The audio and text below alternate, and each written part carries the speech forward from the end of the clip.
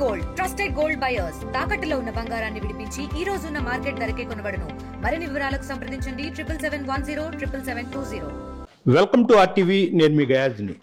కావలి MLA Kavya Krishna Reddy ఎమ్మెల్యేగా ప్రమాణ స్వీకారం చేసి నేటికి ఏడాదిగా వస్తుంది. ఈ సందర్భంగా ఆయనతో మాట్లాడేందుకు ప్రస్తుతం కావ్య కృష్ణారెడ్డి ఎమ్మెల్యే గారు మనతో ఉన్నారు. ఎంతో మాట్లాడదాం. సార్ నమస్తే. నమస్కారం అండి. సార్ చెప్పండి, అంటే కూటమి ప్రభుత్వం ఏర్పడి ఏడాదిగా వస్తుంది. ఇటీవల కాలం సంబరాలు కూడా జరుపుకున్నారు రాష్ట్ర వ్యాప్తంగా.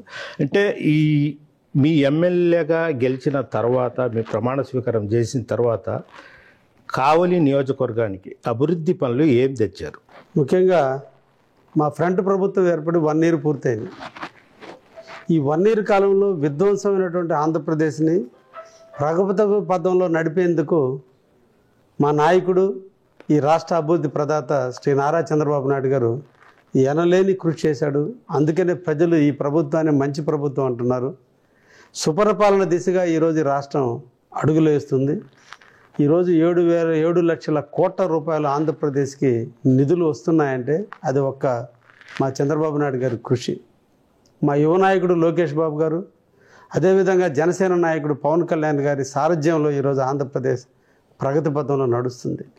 ఆ ఫ్రంట్లో కావలి ఎమ్మెల్యేగా నేను కూడా కావలికి అభివృద్ధి చేయాలని నిరంతరం ప్రజలతోనే ఉంటూ ఈరోజు కొన్ని అభివృద్ధి పథకాలకు నాంది పలికాం.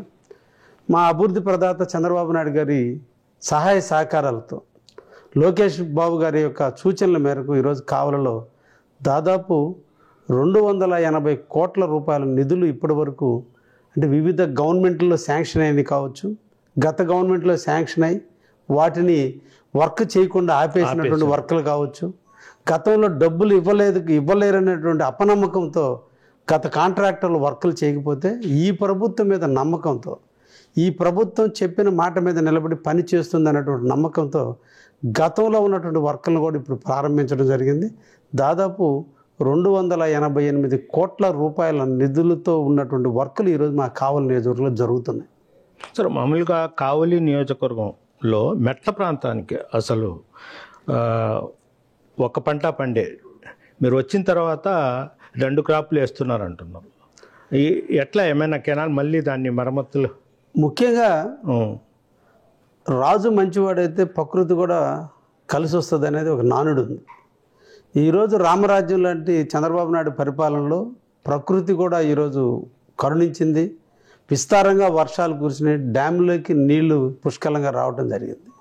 ఇది బహుశా నెల్లూరు జిల్లా చరిత్రలో 2వ కారుకి ఇన్ని లక్షల ఎకరాలకి నీళ్లు ఇచ్చినటువంటి ఘనత ఒక్క ఫ్రంట్ ప్రభుత్వానికి, అది మా ముఖ్యమంత్రి గారికి దక్కుతుంది. అందుకోసమే కావలి కాలువ ఆధునీకరణ కోదలో భాగంగా గత 5 సంవత్సరాల నుంచి సిల్టు కూడా తీయకుండా చిల్ల చెట్లు మొలిచిపోయి, తుంగ మొలిచిపోయి, నీళ్ళ ఫ్లోకి అడ్డంగా ఉంటే 900 క్యూసెక్కుల నీళ్లు పర్ డే నీళ్లు రావాల్సినటువంటి కావలి కాలువలో 450 క్యూసెక్కులు మాత్రమే వస్తే రైతులు పొలాల మీద తగాదాలు పెట్టుకొని దొంగతనంగా తిరిగి నీళ్లు తెచ్చుకునేటువంటి దుర్మార్గమైన పరిస్థితి గత 5 ఏళ్లలో ఉండింది. వాటన్నిటికీ కాల రాస్తూ ఈరోజు మా ముఖ్యమంత్రి గారు మొట్టమొదటి నేను ఆయన సోమశిలకు వచ్చినప్పుడు కలిసినప్పుడు చెప్పినప్పుడు ఇమీడియట్లీ 3,83,00,000 రూపాయల నిధులని డిజాస్టర్ మేనేజ్మెంట్ కింద ఇవ్వటం, దాంట్లో దరిమిల కావలి కాలువకి మొత్తం కూడా సిల్ట్ తీయటం, ఈ రోజున 900 క్యూసెక్కులు యథేచ్ఛగా ఈరోజు ప్రజలకు నీళ్లు వస్తున్నాయి. కాబట్టి మా మెట్ట ప్రాంతాలన్నీ కూడా ఈరోజు సస్యశ్యామలుగా మారినాయి. ప్రతి ఒక్కరూ ఈరోజు ఎండాకాలం అయినప్పుడు కూడా ధైర్యంగా ప్రభుత్వం మీద నమ్మకంతో, ఎమ్మెల్యే కాపు కాసుకునే ఎమ్మెల్యే మనకు ఉన్నాడు అనే నమ్మకంతో ఈరోజు ప్రజలు ఒరేసుకుంటున్నారు. వాళ్ళకి నీళ్లు అందించే బాధ్యత మేము, మా పార్టీకి సంబంధించినటువంటి డిస్ట్రిబ్యూటర్ కమిటీలు అన్నీ కూడా వర్క్ చేస్తున్నాయి. వాటర్ యూజర్స్ అసోసియేషన్స్ అన్నీ యథేచ్ఛగా పనిచేస్తున్నాయి. రైతులను ఇళ్లలో కూర్చోబెట్టి మా కమిటీ మెంబర్లు ఈరోజు కాలువల మీద తిరిగి నీళ్లు తెస్తున్నాం అనేటువంటి నమ్మకం ఈరోజు ప్రజల్లో ఉంది. కాబట్టి ప్రజలు ఈరోజు పంటలు పండించేదానికి ముందుకు రావడం జరిగింది. సార్, మీరు అభివృద్ధి చేశాను నేను మొత్తం అంటే నియోజకవర్గంలో చాలా అభివృద్ధి జరిగింది. సీసీ రోడ్స్ కావచ్చు, కెనాల్స్ కావచ్చు. ఎందుకు మళ్ళీ వైఎస్ఆర్సీపీ వాళ్ళు పదే విమర్శలు, బురద జల్లే కార్యక్రమం చేపడుతున్నారు? అంటే వైసీపీ భాష, వాళ్ళ విధి విధానాలు ఈరోజు ఒక కావలికే పరిమితం కాదు. రాష్ట్ర వ్యాప్తంగా వాళ్ళ యొక్క విధి విధానాలు ఈరోజు ప్రజలందరూ చూస్తున్నారు, తిరస్కరిస్తున్నారు. వాళ్ళ భాష, వాళ్ళ ప్రవర్తన, వాళ్ళ యొక్క రౌడీజం, మాట్లాడే భాష కింద స్థాయి కార్యకర్త దగ్గర నుంచి అధినాయకుడి వరకు ఏ టైప్ ఆఫ్ భాషను వాడుతున్నారో మన అందరం కూడా చూస్తున్నాం. దాంట్లో కావలి ఇంకొక మెట్టు ఎక్కువ ఉంటుంది. ఎందుకంటే వాళ్ళు రాజకీయాల్లో ప్రజలకు సేవ చేసి ప్రజల మెప్పును పొంది ఆత్మ సంతృప్తి కోసం రాజకీయాల్లోకి రాలా. వాళ్ళు వచ్చింది పవర్ పాలిటిక్స్ని అనుభవించాలి, ప్రజలను గుప్పిట్లో పెట్టుకోవాలి, భయాందోళన మధ్య సంపాదించుకోవాలి. అంటే వాళ్ళ యొక్క దుర్మార్గమైనటువంటి ఆలోచనలు ప్రజలు ఎప్పుడో రాజరికంలో ఉండేది. మన ఇంటిలో మన బిడ్డకి పెళ్లి చేసుకోవాలంటే రాజు పర్మిషన్ తీసుకోవాలి, ఇది రాజరిక వ్యవస్థలో. ఈ రోజున గతంలో పాలకులుగా పరిపాలించినటువంటి కావలికి సంబంధించిన వ్యక్తుల యొక్క ఆలోచన విధానం ఆ టైప్ ఆఫ్ ఆలోచనలు ఉంటాయి. దాన్ని ఉంది కాబట్టి ఈరోజు ప్రజలు వాళ్ళని తిరస్కరించి నాకు ఓట్లేసి నాకు మంచి మెజారిటీ కల్పించారు. ఈరోజు ప్రజల్లో నేను పోయేటువంటి విధానం, సామాన్యుడితో నేను మమేకమయ్యేటువంటి విధానం, ప్రజలను హక్కును చేర్చుకునే పద్ధతి, ప్రజల సమస్యను నా సమస్యగా భావించి వాళ్ళతో నడిచే నడకకి వాళ్ళల్లో ఈర్ష్య కలుగుతుంది. అందుకని ఇంకేం చేయాలి, ఏది నిరాధారమైనటువంటి నిందలు కామెంట్ చేయాలి. కాబట్టి కొంతమంది పెయిడ్ ఆర్టిస్టులను పెట్టుకున్నారు. పాపం వాళ్ళ ఆర్థిక పరిస్థితులు బాగా లేనటువంటి వాళ్ళని, వాళ్ళకి ఆర్థిక సోర్స్ లేనటువంటి వాళ్ళని కొంతమందిని పెట్టుకొని వాళ్ళ ద్వారా సోషల్ మీడియాలో అన్నెసరీటువంటి వర్డ్స్, ఒక ప్రజాస్వామ్యంలో ఒక ప్రజాప్రతినిధి ఉండాల్సిన డిప్లొమసీని మర్చిపోయి దిగజారుడుతనానికి దిగజారుడు భాషకి ఈరోజు నిలయమైంది కావలి వైఎస్ఆర్సీపీ పార్టీ. ఇది ప్రజలందరూ గమనిస్తున్నారు, తిరస్కరిస్తున్నారు. రాబోయే ప్రజాక్షేత్రంలో నిన్నటి కంటే కూడా ఇంకా ఘోరమైనటువంటి వైఫల్యాన్ని వైసీపీ కావలిలో ఎదురు చూడబోతుంది. అంటే వైఎస్ఆర్సీపీ ప్రభుత్వంలో అవినీతి జరిగిందని మీరు చెప్తా ఉన్నారు. ఇటీవల కాలంలో నెల్లూరులో మీడియాతో కూడా మాట్లాడి నేను ఛాలెంజ్ చేస్తున్నాను, బహిరంగంగా రమ్మను, ప్రజల ముందు మేధావుల ముందు మాట్లాడుకుందాము, ఎవరు ప్రభుత్వంలో అవినీతి జరిగిందని కూడా ఆయన చెప్తున్నారు. ఆయన చెప్తున్నారు కానీ రావడం లేదు అనేది ఆయన వాదన. ఆయన చెప్పడానికి నేను ఆయన ఇంటికి పోను. కావలిలో కొన్ని వేల మంది ప్రజల సమక్షం మధ్య ఒక కళ్యాణ మండపంలో నేను ఒక పవర్ పాయింట్ ప్రజెంటేషన్కి 10 రోజుల ముందే అనౌన్స్ చేశా. జిల్లాకు సంబంధించినటువంటి స్టాఫర్స్ దగ్గర నుంచి సామాన్య కార్యకర్తల వరకు ప్రజలను ఆహ్వానించాం. అతను తప్పు అంటూ చేయకుండా ఉండుంటే వచ్చి అక్కడే డిబేట్లో పాల్గొనవచ్చు. అక్కడ అందరూ అటెండ్ అయ్యారు. ఏ ఒక్కరికి ఆహ్వాన లెటర్లు పల్లె. ప్రజా సమస్యల మీద ప్రజానాయకుడికి ఒక ఆహ్వానం అవసరం లేదు. తను 10 సంవత్సరాలు ఎమ్మెల్యేగా పనిచేశాడు, 5 సంవత్సరాలు ప్రతిపక్షంలో ఉన్నాడు, 5 సంవత్సరాలు పాలకపక్షంలో ఉన్నాడు. తన 5 సంవత్సరాల్లో జరిగిన విధ్వంసం మీద నేను ప్రజెంటేషన్ ఇవ్వడం జరిగింది. అది కాదని అతను ప్రూఫ్ చేయగలిగితే నేను ఎవిడెన్స్తో నేను ప్రజెంటేషన్ ఇవ్వడం జరిగింది. కాబట్టి మళ్ళా నేను ఆయన ఇంటికి పోయి డోర్ తట్టి ఆహ్వానించాల్సిన అవసరం కాదు. నేను ప్రజల ముంగిటి పెట్టా, కాదు అది వాస్తవం కాదని అతను ప్రూఫ్ చేయాలి. నేను నా టైంలో జరిగిన వాటి మీద అతను ప్రూఫ్ చెప్పమని నేను ప్రూఫ్ చేస్తాను. అతని టైంలో జరిగిన విధ్వంసం మీద నేను ప్రజెంటేషన్ ఇవ్వడం జరిగింది అందరి సమక్షంలో విత్ ఎవిడెన్స్తో. మొత్తం జిల్లాకు సంబంధించినటువంటి పత్రిక, ఎలక్ట్రానిక్ మీడియా, యూట్యూబర్ ఛానల్స్ మధ్య ఇచ్చా. ఒక ప్రజాప్రతినిధిగా అంతమంది సమక్షంలో ఇచ్చినటువంటి చట్టబద్ధత కంటే మించినటువంటి చట్టబద్ధత లేదు. దీన్ని ఒక రకమైనటువంటి వాంగ్మూలం, అందరు మంది ఇచ్చినటువంటి వాంగ్మూలాన్ని దానికి సరైనటువంటి ఆధారాలతో తను ప్రజెంటేషన్ చేయాలి. ఉత్త మాటలు, కళ్ళబొల్లి మాటలు చెప్పడం సంస్కారం కాదు. ఏదైనా ప్రజాప్రతినిధులుగా మన బాధ్యత కావాలని కాపుగాయటం, కావాలని అభివృద్ధి పరచడం. ఎక్కడ లోపం జరిగిందో ఆ లోపం మీద మాట్లాడాలి తప్ప వ్యంగ్యమైన భాష ఇది ప్రజలకి నాయకుడిని చూసి నేర్చుకోవాలి తప్ప నాయకుడిని చేదరించుకునేటువంటి పరిస్థితి కాదు. కాబట్టి నేను డిప్లొమాటిక్గా అందరి సమక్షంలో ప్రజెంటేషన్ ఇచ్చి కావలికి జరిగిన అమృత పథకం మీద జరిగిన విధ్వంసం ఏంటి అనేది నేను ప్రజెంటేషన్ రూపంలో ఇచ్చా. అది ఇవ్వాలన్నా కూడా ఆయన చెప్పడం ఏంటంటే కావలిలోనే ఏ సెంటర్లో అయినా మనం స్ట్రీట్ లీడర్స్ కాదు కదా, మనం స్ట్రీట్ లీడర్స్ కాదు కదా, ఏ సెంటర్ అని చెప్పుకోవడానికి స్ట్రీట్ లీడర్స్ కాదు. ఒక ప్రజాప్రతినిధి 10 మందికి ఆదర్శంగా ఉండాలి. మన కట్టుబాటు, మన భాష, మన ప్రవర్తన, మనం చెప్పే మాట ఒక చట్టబద్ధతగా ఉండాలి. ఏదో ఈది లీడర్లు మాట్లాడుకున్నట్టు లేదంటే ఎవరో గాలి వాళ్ళు మాట్లాడుకున్నట్టు మాట్లాడుకోవడం కాదు. తన 5 సంవత్సరాల పరిధిలో అమృత పథకానికి సంబంధించిన నీళ్లు కావలి ప్రజలకి ఇవ్వటం జరిగిందా, విధ్వంసం చేయలేదా, లేదంటే పైలాను కూల్చలేదా, వాటి మీద నేను ప్రజెంటేషన్ ఇవ్వటం జరిగింది. దానికి సంబంధించినటువంటిది కాదు అనే ప్రూఫ్ చేయమంటున్నాను. ఇప్పుడు కూడా తన టైంలో జరిగిన అవినీతి మీద నేను ప్రజెంటేషన్ ఇచ్చాను. 160 కిలోమీటర్ల డిస్ట్రిబ్యూటర్ని 77 కిలోమీటర్లకు తగ్గించినటువంటిది కాదా, వాస్తవాలతో సహా నేను ప్రభుత్వ అధికారుల సంతకాలతో సహా ఇచ్చా. ఇంకా అంతకంటే ఏంటి? అంటే డైరెక్ట్గా లంచం అనేది అందరికి కనిపించేటట్టు తీసుకుంటారా? ఎక్కడో జరిగిపోద్ది. తనే ఒప్పుకున్నాడు, ఆ కాంట్రాక్టర్ నాకు అనుబంధం ఉంది, బెంగళూరులో ఇద్దరం కలిసి పొలాలు కొని ఉన్నామని. ఇంకా అంతకంటే ఎవిడెన్స్ అవసరమా? కావలలో కాంట్రాక్టర్ కాకముందు వాళ్ళిద్దరు పార్ట్నర్స్ కాదు. 2022 తర్వాతనే బెంగళూరులో వాళ్ళిద్దరు కలిసి ఆస్తులు కొన్నారు. ఇక్కడ ఈ విధ్వంసం జరిగిన తర్వాతనే, పైలైన్ కూల్చిన తర్వాతనే, పైపు లైన్లు తగ్గించిన తర్వాతనే వాళ్ళిద్దరు పార్ట్నర్స్గా మారారు. కాబట్టి ఏ సంబంధాలు ఉంటే నీతో ఆయన కలిసి వ్యాపారం చేయడానికి, నీకు ఆయనకి ఏం రిలేషన్ ఉంటే మీ ఇద్దరు కలిసి వ్యాపారాలు చేస్తున్నారు? మీ ఇద్దరే బంధువుల? గతంలో మీ ఇద్దరైన స్నేహితుల? కావలి అనుబంధం. కావలి ప్రజలు నిన్ను ఎమ్మెల్యేగా గెలిపిస్తే ఆ ఎమ్మెల్యే పదవిని అడ్డు పెట్టుకుని ఆ కాంట్రాక్టర్తో కుమ్మక్కై జరిగిన అవినీతిలో భాగంగా డబ్బుల రూపం కంటే కూడా వస్తు రూపంలో ఆయన ఇచ్చినటువంటి ల్యాండ్ ఇది. దానికి ఇంక సాక్ష్యాలు ఏం కావాలి? ప్రభుత్వ ల్యాండ్ కూడా పెద్ద ఎత్తున ఆయన అవినీతి పాల్పడ్డాడు అనేది విమర్శలు ఉండేది. అంటే ఎప్పుడు కూడా ప్రజాప్రతినిధులు డైరెక్ట్గా సంతకాలు పెట్టి పాడు. మన ప్రభుత్వ హయాంలో మన పెత్తందారి వ్యవస్థలో జరిగేటువంటి అవినీతి జరిగినటువంటి దానికి వీలైనంత వరకు మనం కస్టోడియన్గా ఉండి ప్రభుత్వ యంత్రాంగాన్ని, బ్యూరోక్రసీని పరిపాలించేటువంటి సిస్టంలో మన అధికారాన్ని అడ్డుపెట్టి మనం చేసినటువంటి దుర్మార్గాలు తప్ప డైరెక్ట్గా ఎమ్మెల్యేల సంతకం మీద ఏమైనా ఆర్డర్స్ తీసుకుంటారా? ఉండదు కదా. అవును. ఈ పరిపాలన జరిగినటువంటి విధ్వంసం, కావలలో అవినీతమైన లేఅవుట్లు, కాలువలు ఆక్రమించారు, గుంటలు ఆక్రమించారు, అన్నీ ఆక్రమించారు, 123 ఎకరాలు ఆక్రమించారు. నేను నా బాధ్యత ఏంటి? ప్రజల్ని చైతన్యం చేయాలి, కొనుక్కునేవాళ్ళు మోసపోకుండా కొనుక్కోండి అని చెప్పాలి. ప్రభుత్వం పని దాని మీద చట్టబద్ధతగా రాష్ట్ర వ్యాప్తంగా అన్ని జిల్లాల్లో, అన్ని ప్రాంతాల్లో ఏ విధమైన చట్ట పరిధులు ఉన్నాయో ఆ పరిధిలో ప్రభుత్వం తీసుకుంటుంది. ప్రభుత్వానికి నేను రిప్రజెంటేషన్ ఇవ్వడం జరిగింది. ప్రజల్ని చైతన్యం చేస్తున్నాం. లేఅవుట్లు అనేవాళ్ళు, కొనుక్కునేవాళ్ళు ఎవరైనా కూడా నోడా లేఅవుట్ కానీ మున్సిపల్ లేఅవుట్, అప్రూవల్ లేఅవుటే కొనుక్కోండి అని నేను చెప్పడం జరుగుతుంది. ఎందుకు కొనుక్కోవాలి అనే దానికి నిదర్శనాలు చూపించాం.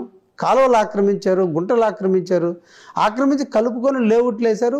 ప్రైవేట్ ల్యాండ్ పేరు మీద ఉన్నటువంటి వాటి మీద ఉన్నటువంటి పేరు మీద రిజిస్టర్ చేశారు. చూపించిన పొజిషన్ గవర్నమెంట్ స్థలం. రేపు ఎప్పుడైనా గవర్నమెంట్ వచ్చినప్పుడు ఈ కాలువలు తీసిన రోజు మీరు నష్టపోతున్నారు. ఈరోజు కాలువల్లో యథేచ్ఛగా మేము కొట్టడానికి చాలా అవకాశాలు ఉన్నాయి. ఇప్పుడు గ్రావేలు కూడా కృష్ణారెడ్డికి అనుసన్నుల్లోనే జరుగుతుంది అనేది ఆయనే డైరెక్ట్గా మొన్న చెప్పాడు. అంటే మొన్న మీరేమని చెప్పారంటే కావలి ప్రజలు దొంగ ఇంకొకటి దొంగ అంటే ఒప్పుకోరు. ఫస్ట్ దొంగ ఎవరు అనేది కావలి ప్రజలందరూ గుర్తించారు. కాబట్టి దొంగ అని అరిస్తే ప్రజలు నమ్మే పరిస్థితి కాదు. కాబట్టి తనకున్న భావాలు, తనకున్న ఆలోచనలు నియోజకవర్గ ప్రజల మీద రుద్దుతానంటే చూస్తూ ఊరుకునేది లేదు. కాకపోతే ఈరోజు రాష్ట్ర ప్రభుత్వం, మా ప్రభుత్వం, మా మంచి ప్రభుత్వం ఈ రోజున చెరువుల్లో మట్టి ఎత్తుకుంటే క్యూబిక్ మీటర్కి రూపాయి కట్టి ఇరిగేషన్ డిపార్ట్మెంట్ దగ్గర పర్మిషన్ తీసుకుని మట్టి తోలుకోండి అని చెప్పడం కూడా జరిగింది. ఆర్డర్స్ ఇచ్చారు. ఈరోజు నేను యాజ్ ఏ ఎమ్మెల్యేగా ఈ కావలలో అందరూ బతకాలి, అందరికీ ఉపాధి దొరకాలి. అట్ ద సేమ్ టైం ఈ కుగ్రామంగా ఉన్నటువంటి కావకుల నిర్లక్ష్యానికి బలైనటువంటి ఈ కావలి ఒక మహానగరంగా అవతారం చెందాలి. కావల్లో ఉన్నటువంటి సోర్స్ ఉన్నటువంటి వాళ్ళు అందరూ ఇల్లు నిర్మించుకోవాలి. ఆ నిర్మాణానికి కావాల్సినటువంటి సదుపాయాలు అన్నింటిలో కూడా మనం కూడా వాళ్ళకి ఇండైరెక్ట్గా ఉపయోగపడటం మన కర్తవ్యం. అన్ని సోర్సెస్ మేము కావలికి తీసుకురాగలిగినప్పుడే ఈ కావలి మహానగరంగా అవతారం చెందుతుంది. ఒక వ్యక్తి ఇల్లు కట్టుకోవాలంటే సిమెంట్ అనేది ఏ షాపులో ఉంటుందో దొరుకుతుంది, స్టీల్ ఎక్కడుందో దొరుకుతుంది, లేబర్ ఎక్కడున్నారో దొరుకుతుంది, పెయింట్స్ ఎక్కడున్నాయి, ఇవి స్టీల్ ఎక్కడుంది, ఇటుకలు ఎక్కడున్నాయి, అన్ని మెటీరియల్ ఎక్కడున్నాయో దొరుకుతుంది. ఆ బేస్ మట్టాలకు మట్టి ఎక్కడి నుంచి తెచ్చుకోవాలి? విదేశాల నుంచి దిగుమతి చేసుకోవాలన్నా?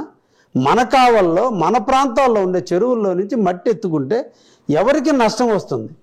ప్రభుత్వమే ఈరోజు శాండ్, మినరల్స్ అన్నీ ఫ్రీ చేసింది, మట్టి కూడా ఫ్రీ చేసింది.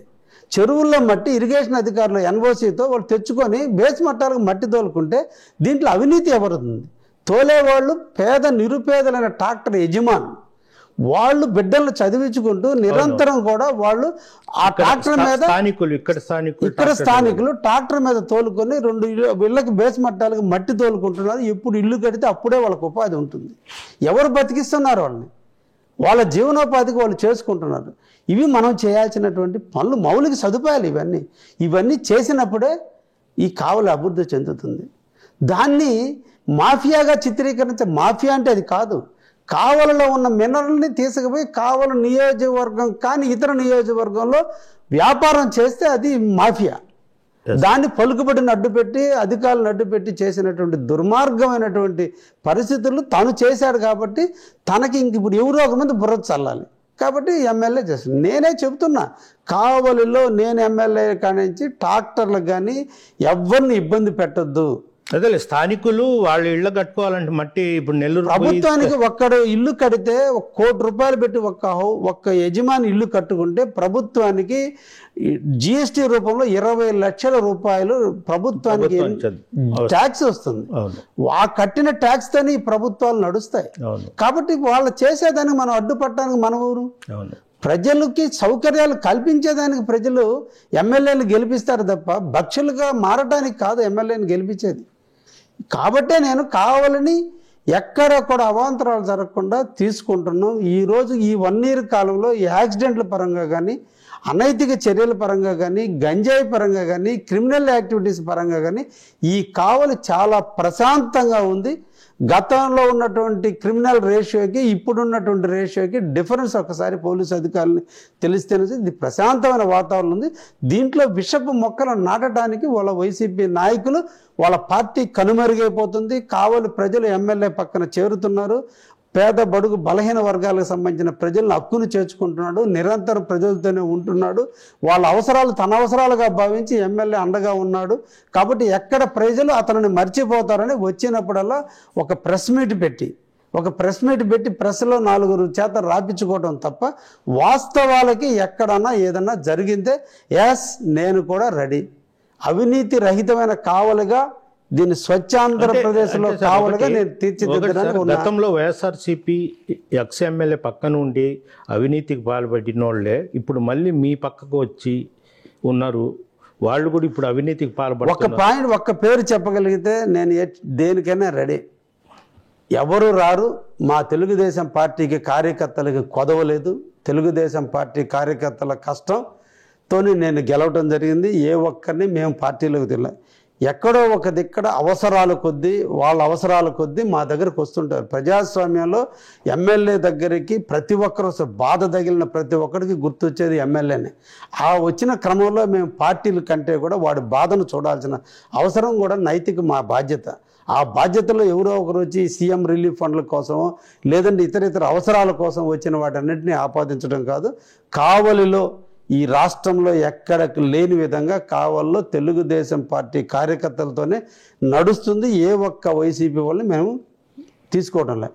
అయితే రేపు రాబోయే కాలంలో కావలి మున్సిపల్ ఎన్నికలు జరుగుతున్న వేళ ఈ రాష్ట్రంలో విధ్వంసంగా గత 5 సంవత్సరాల నుంచి ఎన్నికలు జరపని కారణాన ఈరోజు అతన్ని అసహించుకొని వాళ్ళ వైసీపీ వాళ్ళు మేము అన్నెసరిగా అటువంటి వ్యక్తితో ఉన్నామని ఈరోజు వాళ్ళ పార్టీలకి రాజీనామా చేసి ఎటువంటి పదవి కాంక్ష లేకుండా ఎటువంటి కోరికలు అడగకుండా మేము కూడా తెలుగుదేశం సేవ చేస్తాం, యువ నాయకుడు లోకేష్ బాబుకి ముఖ్యమంత్రి అయ్యేదానికి మేము కూడా సమితులుగా పాల్గొంటామని చెప్పి స్వచ్ఛందంగా వచ్చేటువంటి వాటిని లోకల్లో క్యారెక్టర్ ఉంది అనుకుంటే వాళ్ళని మేము పార్టీలోకి ఆహ్వానించడం జరిగింది. అలాంటి వాళ్ళని మాత్రం పార్టీలోకి తీసుకోవడం జరుగుతుంది. అది మా ముఖ్యమంత్రి గారి అనుమతితోనే జరుగుతుందని కూడా ఘంటాపథంగా మేము తెలియజేస్తున్నాం. సార్, మీరు మామూలుగా అంటే ఎమ్మెల్యే కాక ముందు మీరు తెలుగుదేశం పార్టీలో ఉన్నప్పుడు వైఎస్ఆర్సీపీ గవర్నమెంట్లోనే మీ వ్యాపారుల మీద దాడి చేయించి కోట్ల రూపాయలు కూడా ఫైన్ వేయించారు.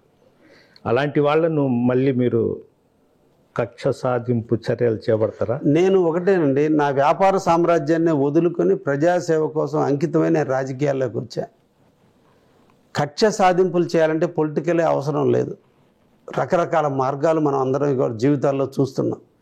నేను ప్రజాక్షేత్రంలోకి వచ్చింది, నన్ను నమ్మి టికెట్ ఇచ్చింది చంద్రబాబు నాయుడు గారు, లోకేష్ గారు. వాళ్ళిద్దరికీ నా వల్ల ఏ ఒక్క రిమార్కు రాకుండా చూసుకునే బాధ్యత ఫస్ట్ వాళ్ళు, నా గురువులు.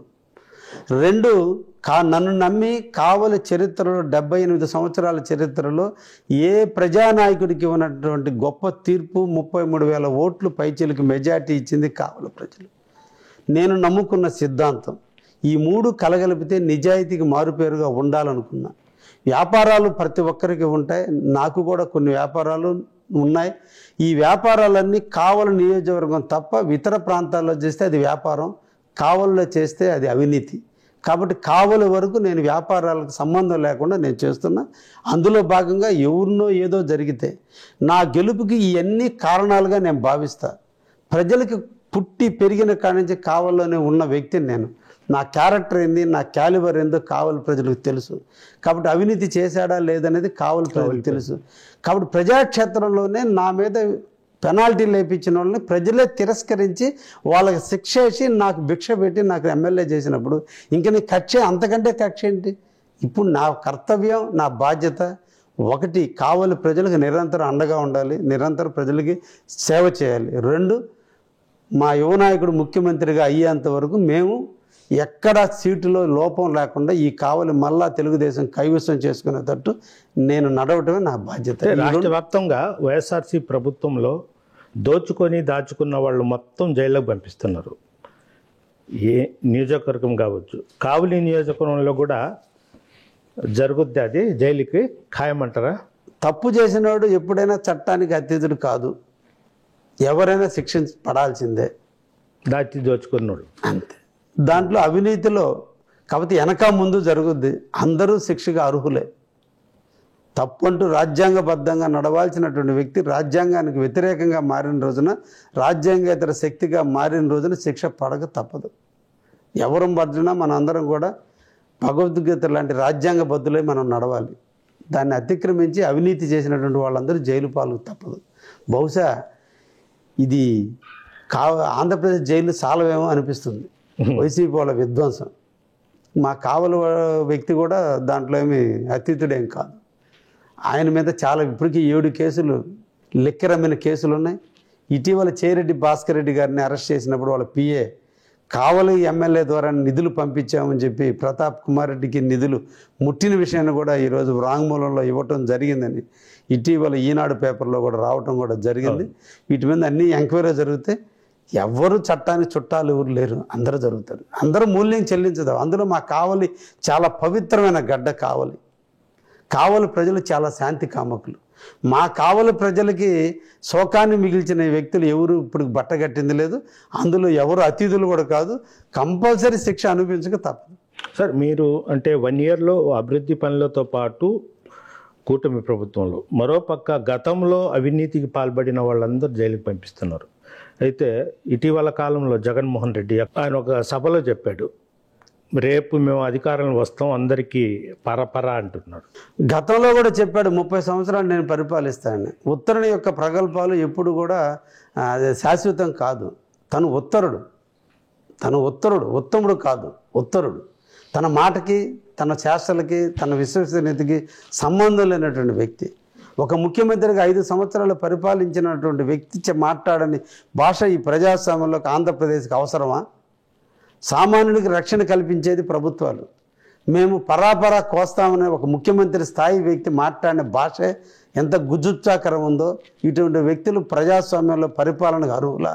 వీళ్ళు నియంతల పరిపాలన ఈ ప్రజాస్వామ్యంలో అవసరం అనేది ప్రజలందరూ కూడా తెలుసుకుంటున్నారు. కాబట్టి ఇంకా తిరస్కరిస్తున్నారు. ఇది బెదిరించి లొంగ తీసుకునే మనస్తత్వాలు ఈ ప్రజాస్వామ్యానికి అవసరం లేదు. ముఖ్యంగా ఆంధ్రప్రదేశ్కి ఇటువంటి వ్యక్తులు యమునులుగా పరిగణిస్తున్నారు. ఇలా ప్రజలు ఇంకా తిరస్కరిస్తారు. కాబట్టి మళ్ళా వచ్చేది అక్కడికి ఇంకా రావటం కూడా ఉందా? ఇంకా నా యువ నాయకుడు ఇంకా దిగల. ఒట్టి పాదయాత్ర చేస్తే 164 సీట్లు వచ్చినాయి. మా యువ నాయకుడు పాదయాత్ర చేస్తే 164 సీట్లు వచ్చినాయి. మా యువ నాయకుడు ఆ సీట్లో కూర్చుంటే ఇతను ఇంకా మళ్ళా ఇంకోసారి వచ్చేది కూడా ఉంటుందా? ఈసారి ఆ యువ నాయకులను ఖచ్చితంగా చేస్తే 100% ఈ రాష్ట్రానికి దిశ దశ చూపగల ఏకైక వ్యక్తి లోకేష్ బాబు రాబోతాడు, వస్తాడు. ఈ ఆంధ్ర రాష్ట్ర ప్రగతిని అత్యంత వేగవంతంగా అభివృద్ధి చేసే తత్వం గల వ్యక్తి అతనిలో. డెసిషన్ మేకర్ అతను. డెసిషన్ అవలోలుగా తీసుకోగల ఈరోజు నేను చాలామంది నాయకులను చూశాను, మెచ్యూరిటీ నాయకులను. బహుశా 75 సంవత్సరాల చంద్రబాబు, 43 సంవత్సరాల లోకేష్ బాబు, ఇద్దరు ఆలోచనలు ఒకటే. 75 సంవత్సరాలకి ముఖ్యమంత్రి చంద్రబాబు నాయుడు ఏ ఆలోచనతో ఉన్నాడో అదే ఆలోచన ఈరోజు లోకేష్ బాబులో ఉంది. ఇంకొక 30 ఏళ్ళకి ఎలా పరిణతి చెందుతాడో ఆలోచించండి. కాబట్టి ఈ రాష్ట్రం అభివృద్ధి చెందాలంటే అది ఒక లోకేష్ బాబు వల్లే సాధ్యం అవుతుందని కూడా ఈరోజు నిరూపితం అవుతుంది. నిన్నటి రోజున మోడీ గారు ప్రశంసించిన విధానమే ఒక్కసారి ఆలోచన. మోడీ గారు ఎవరిని అంత త్వరగా ప్రశంసించడు, కానీ ఈరోజు యువ నాయకుడిని ప్రశంసిస్తున్నాడంటే అతని యొక్క నిబద్ధత, అతని యొక్క ఆలోచన విధానం, అతని ప్రవర్తన, అతని క్రమశిక్షణ, ఎంత ఒబీడియన్స్ అన్నీ కూడా అతనిలో ఉండాల్సినటువంటి ఒక నాయకుడికి ఉండాల్సినటువంటి లక్షణాలు. ఈరోజు ఏం మాట్లాడినా అతను చెల్లుద్ది.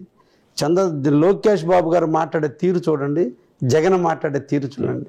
5 సంవత్సరాలు పరిపాలించిన వ్యక్తిలో ఉండాల్సిన మార్పు ఎలా ఉంది, పరిపాలనకి దగ్గర కాబోతున్న వ్యక్తిలో మెచ్యూరిటీ లెవెల్స్ ఎలా ఉన్నాయి, ఇదే ప్రజలు గుర్తిస్తున్నారు. ఈరోజు యువతంతా ఈరోజు ఆలోచిస్తున్నారు. ఇటువంటి వ్యక్తిని 5 సంవత్సరాలు ముఖ్యమంత్రిగా మనం అనుభవించిందని ప్రజలు బాధపడుతున్నారు. ఎంతోమంది నా దగ్గరకు వచ్చి ఏంటి ఈ భాష అని అందరూ చేదరించుకుంటున్నారు. సార్, ఇప్పుడు మీరు లెక్చరర్ కూడా పనిచేశారు కదా సార్ కొంతకాలం. ఎడ్యుకేషన్ మీద ఒక అవగాహన ఉంది, స్కూల్స్ కానీ కాలేజ్ కానీ. ఇప్పుడు లోకేష్ బాబే ఆ మంత్రిగా ఈ 1 yearలో చాలా డెవలప్ చేశారంటారు. ఎంతవరకు ఆయన పట్టు సాధించారంట? ఒక్కటే చూడండి, ఎడ్యుకేషన్ వ్యవస్థను విధ్వంసం చేయడానికి 117 జీవో తెచ్చాడు జగన్మోహన్ రెడ్డి. దానివల్ల టీచర్స్ మనోభావాలు దెబ్బతిన్నాయి, టీచర్స్ ఇబ్బంది పడ్డారు, పిల్లలు ఇబ్బంది పడి ఆ జీవో తెచ్చిన 2 yearsలో ఈ ఆంధ్రప్రదేశ్లో 12 లక్షల పిల్లలు డ్రాప్ అవుట్స్ అయిపోయారు. స్కూల్స్కి పోలా, కాన్వెంట్స్కి వెళ్ళిపోయారు. కారణం ప్రభుత్వం మీద నమ్మకం లేక. దీన్ని ప్రక్షాళన చేయడానికి ఆ జీవోను రద్దు చేసి కొత్త విద్యా విధానాన్ని తీసుకురావడానికి టీచర్స్ ఒపీనియన్ తీసుకున్నాడు, పిల్లల తల్లిదండ్రుల ఒపీనియన్ తీసుకున్నాడు, గ్రామ పంచాయతీ సర్పంచ్ సంబంధించిన రెజల్యూషన్లు తీసుకున్నారు, ప్రజాప్రతినిధులైనటువంటి ఎమ్మెల్యేలతో కూర్చొని మాట్లాడాడు. ఒక జీవోని తీసుకురావడం, ఇంతమందిని మెప్పించి ఒప్పించి కొత్త చట్టాన్ని తెచ్చి ఈ రోజున స్కూల్స్కి ఆధునీకరమైనటువంటి టెక్నాలజీతో స్కూల్ని అభివృద్ధి చేయడానికి నాంది పలికిన వ్యక్తి లోకేష్ బాబు గారు. ఇంక దీనికంటే నిదర్శనం ఏంది? కాబట్టి రాబోయే కాలంలో ఆంధ్రప్రదేశ్లో ప్రభుత్వ పాఠశాలలు అనేవి ఒక దేవాలయాలుగా మారబోతున్నాయి, పిల్లల పాలిటలు ఒక దేవాలయంగా మారబోతున్నాయి. దానికి నాంది పలికిన వ్యక్తి లోకేష్ బాబు గారు. అందుకే తల్లికి వందనం, ఎడ్యుకేషన్ డిపార్ట్మెంట్ చదువుకున్నటువంటి పిల్లలకి అందరికీ ఆసరాగా ఉండాలని ఈ రోజున 10,000 కోట్ల రూపాయలు చెప్పిన మాట మీద స్కూల్స్ రీఓపెన్ నాడు జూన్ 12 నుంచి 14 మధ్య కాలంలో 10,000 కోట్లు ఇచ్చి ప్రతి తల్లికి అండగా నిలిచిన బిడ్డ లోకేష్ బాబు. ఇంతకంటే నిదర్శనం ఏంటి? ఇంతటి బ్రాడ్ మైండ్ ఎవరిలో ఉంటుంది? అంటే ఎన్నికల ముందు చంద్రబాబు నాయుడు సూపర్ 6 చెప్పి ఏడాదైనా కేవలం తల్లికి వందనం, అది కేవలం అది ఒకటే, ఆ గ్యాస్ కూడా డబ్బులు పడడం లేదు, అసలు సూపర్ 6 ఫెయిల్యూర్ అంటారు వాళ్ళు. ఎవరు చెప్పారు ఫెయిల్యూర్ అని? ప్రజల్లో రాలా, ఎక్కడ ప్రజలు చెప్పలా. ఓన్లీ వైసీపీ వాళ్ళకి ఏముంటుంది? దొంగని ఎదురు దొంగనకి ఏమంటారు? మంచోడు అంటారా? వాళ్ళు నిరంతరం వాళ్ళు పుట్టికే దొంగ, పుట్టికే ఎన్నుపోటు. కాంగ్రెస్ ఎన్నుపోటు పొడిచే వచ్చారు, చిన్న ఆయన్ని పొడిచారు, తల్లిని పొడిచారు, చెల్లెల్ని పొడిచారు, పొడమందూరిని. కాబట్టి ఆ లక్షణాలు అవలోలుగా పులికి పుచ్చుకున్నటువంటి వ్యక్తులకు భావన ఈ రాష్ట్ర ప్రజల గురించి, రాష్ట్ర ప్రభుత్వాల గురించి, ప్రజల సౌకర్యాల గురించి ఎందుకు ఆలోచిస్తారు? ఎంత తొందరగా ముఖ్యమంత్రి పీఠం చేసుకుందాం, ఎంత తొందరగా మళ్ళీ దోచుకుందాం అనే ఆలోచన ఉండేవాడికి మంచి లక్షణాలు ఏముంటాయి?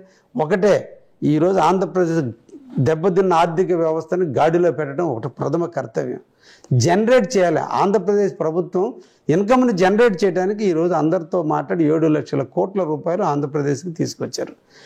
దీన్ని తీసుకురావటం, పథకాలన్నీ 1 by 1 అమలు చేస్తారు. ఎట్ ఏ టైం మొదటి సంతకం పెడతానని ఏం చెప్పలేదు. అంచెలంచెలుగా మేము చెప్పినటువంటి మేనిఫెస్టోలో చెప్పినటువంటి ప్రతి ఒక్కటి కూడా నెరవేర్చే కార్యక్రమంలో జరుగుతుంది. ఈరోజు రైతు భరోసా ఇస్తున్నాం, తల్లికి వందనం ఇచ్చాం, గ్యాస్ సిలిండర్లు ఇచ్చాం, చెప్పిన మాట మీద పెన్షన్ 4,000 చేసి 4,000 ఇస్తున్నాం, చెప్పని ఇంకా చాలా ఇస్తున్నాం. ఆగస్టు 15వ తేదీ నుంచి ఫ్రీ బస్సు కూడా ఇస్తున్నారు. అన్ని రాష్ట్రాల్లో ఫ్రీ బస్సు చేసిన దగ్గర ఫెయిల్ అయినాయి. వాటన్నిటిని అధ్యయనానికి కమిటీ వేశారు. కమిటీ ఇచ్చిన తీర్మానం ప్రకారం ఆగస్టు 15వ తేదీన ఫ్రీ బాస్ ఇవ్వబోతున్నాం. అన్ని రకాల పథకాలు తెలుగుదేశంలో చెప్పినట్టు చేసే ఏకైక ప్రభుత్వం చంద్రబాబు నాయుడు గారి ప్రభుత్వం, ఈ ఫ్రంట్ ప్రభుత్వం. అన్నీ నెరవేరిస్తే ప్రజలు ప్రశాంతంగా ఉన్నారు. ఈరోజు అందరికీ ఉపాధి జరుగుతుంది, ప్రజలు సుఖశాంతులతో ఉన్నారు, పర్చేసింగ్ కెపాసిటీ పెరిగింది. అన్నిటినీ ఒకప్పుడు వాళ్ళు పని చేసుకోవడానికి సోర్సెస్ లేదు, అన్ని రంగాలు కుదేలైపోయింది. ఈరోజు అన్ని రంగాలు సమపాలనలో నడుస్తున్నాయి కాబట్టి ప్రతి ఒక్కరికి ఉపాధి ఉంది. రాజు అందరికీ ఉపాధి కల్పించడం రాజు కర్తవ్యం, అది మొదటి కర్తవ్యం. ప్రజలకు అందరికీ ఉపాధి కావాలి, అది చూసే దాంట్లో ఉంది. ఈరోజు 20 లక్షల ఉద్యోగాలకి ఈరోజు ప్రభుత్వం ముందుకు పోతుంది. సూపర్ 6లో చెప్పిన 20 లక్షలు కాదు, అది 30 లక్షలు కూడా అవుద్ది. ఈరోజు 7 లక్షల కోట్లు ఆంధ్రప్రదేశ్కి వస్తుంది. ముఖ్యంగా మా కావలి నియోజకవర్గంలో BPCL ఇండస్ట్రీ 1,25,000 మంది ఉద్యోగాలు. ఇండో సోలార్ కంపెనీ పేరుకు తెచ్చారు, వాళ్ళ టైంలో విధ్వంసం చేశారు. వాళ్ళ దగ్గర కమిషన్లు తీసుకొని ముందుకు పనిలా. ఈరోజు మేము ల్యాండ్ అక్విజిషన్ చేసి వాళ్ళకి ఇండస్ట్రీలు తొందరగా కట్టేదానికి ఈరోజు మేము అందరం సహకరిస్తున్నాం. మమ్మల్ని నిద్రబానేటలా రైతులతో సంబంధాలు పెట్టుకుని ప్రభుత్వం కూడా కొంటుంది సార్ ఆ ఏరియాలో. మొత్తం ప్రభుత్వం కొని వాళ్ళకి ఇవ్వాలి. కాంపన్సేషన్ వాళ్ళే పే చేస్తారు. Land acquisition amount Indo solar pay చేస్తారు, దీనికి BPCL పే చేస్తుంది. BPCL ఇండస్ట్రీని ఆంధ్రప్రదేశ్లో ఇచ్చినందుకు మనం ల్యాండ్ అక్విజిషన్లో ల్యాండ్ మనం ఇవ్వాలి, ఇండస్ట్రీ సెంట్రల్ గవర్నమెంట్ పెట్టాలి. దాదాపు 1,25,000 కోట్ల రూపాయలు కావలి నియోజకవర్గానికి BPCL రూపంలో రాబోతుంది. దామారం ఎయిర్పోర్టు, కుదేలైపోయినటువంటి ఎయిర్పోర్టు, 2018లో భూమి పూజన చేసిన ఎయిర్పోర్ట్. అదే ఇదిగో పులి అదిగో పులి అని కొన్ని సంవత్సరాల నుంచి చెప్తున్నా. అంతే ఏం చేద్దాం, మన కర్మ. అటువంటి ప్రభుత్వాలు వచ్చినాయి. 2018లో ఈ ప్రభుత్వంలో చంద్రబాబు నాయుడు గారు 2029 ఎన్నికల నాటికి నెల్లూరు జిల్లా పర్యటనకు వచ్చేనాడు అక్కడ ఫ్లైట్లో దించుతాం, ఫ్లైట్లో దిగుతాడు. నెల్లూరు జిల్లా క్యాన్వాస్ అనేది దామారం ఎయిర్పోర్ట్ నుంచే స్టార్ట్ అవుతుంది. ఈరోజు ల్యాండ్ అక్విజిషన్ స్టార్ట్ చేస్తున్నాం. 96 కోట్ల రూపాయలు ల్యాండ్ అక్విజిషన్కి అవసరమైతే 30 కోట్లు మొన్న రిలీజ్ చేయడం జరిగింది 20 రోజుల నాడు. ఈరోజు రైతులందరితో కూర్చొని మాట్లాడి వాళ్ళందరికీ పేమెంట్లు ఇస్తున్నారు. ఇంకొక 56 కోట్ల రూపాయలు మళ్ళీ అప్పుడు అవసరం ఉంటే మళ్ళీ నివేదికలు పంపడం జరిగింది. ఇది అంటూ పూర్తి అయిపోతే ఇమీడియట్గా టెండర్ పిలుస్తారు. కావలి కనకపట్నం కాబోతుంది. 100కి 100 ఈ కనకపట్నం 100% కనకపట్నం అవుద్ది. చంద్రబాబు నాయుడు గారి ఆలోచనలు ఎప్పుడు కూడా వైజాగ్ తర్వాత కావలి మీదే ఉన్నాయి. ఈరోజు కావాలని కనకపట్నం దిశగా ఆయన అడుగులు వేస్తున్నాడు. దానికి మేమందరం సమిధులుగా అవుతున్నాం. తప్పకుండా మేము ఆయన ఆధ్వర్యంలో కావాలని కనకపట్నం చేసుకునేదానికి మేము ఎప్పుడు కూడా కష్టపడి పనిచేయడానికి మేము సిద్ధంగా ఉన్నాం. Okay, thank you sir. మరి 4 ఏళ్లలో మరింత అభివృద్ధి కావాలని చేపట్టి మంచి పేరు సంపాదించుకోవాలని మనస్ఫూర్తిగా RTV కోరుకుంటాం. థ్యాంక్ యూ అండి, థ్యాంక్ యూ వెరీ మచ్, ధన్యవాదాలు. ఇండియా పాకిస్తాన్ ఉద్రిక్తతలపై లేటెస్ట్ అప్డేట్స్ కోసం డౌన్లోడ్ చేసుకోండి RTV లైవ్ యాప్.